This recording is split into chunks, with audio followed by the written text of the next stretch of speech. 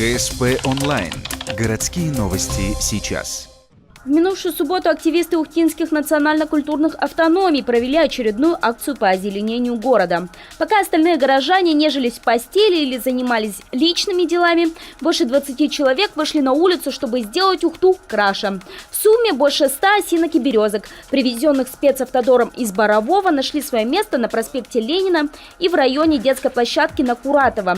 Идейным вдохновителем «Зеленого субботника» присутствующие называют Николая Самунашвили, председателя общества грузин. Он же, к слову, одеяло на себя не тянет. Говорит, решение было общее.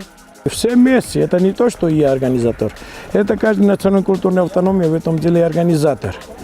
И немцы, и татары, и башкиры, и армяне, и грузины, и чечени, которые сейчас новые пришли, и общественный совет, и консультативный совет, управление культуры. Если я кого-то пропустил, пусть меня извинят. Но мы все одной семьей живем. Место, на котором трудились общественники, задумывалось как аллея героев еще 2 года назад. Там уже высаживали деревья, но в итоге ни одного не прижилось. Теперь тут снова кипит работа, не показательная, что называется, от души.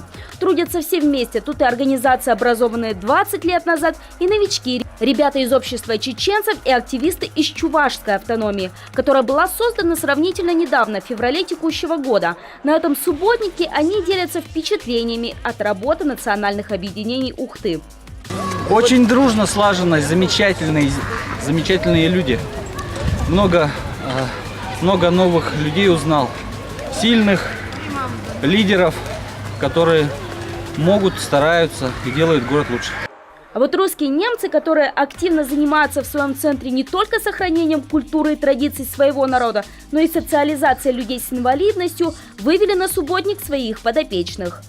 Дружба крепчает. Потом это добрая память такая. Вот каждое дерево посадили, теперь мы ответственны за эти деревья.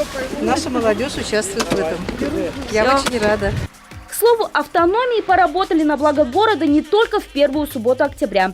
За минувший сезон они успели провести 5 субботников, в числе которых также была высадка растений на проезде строителей.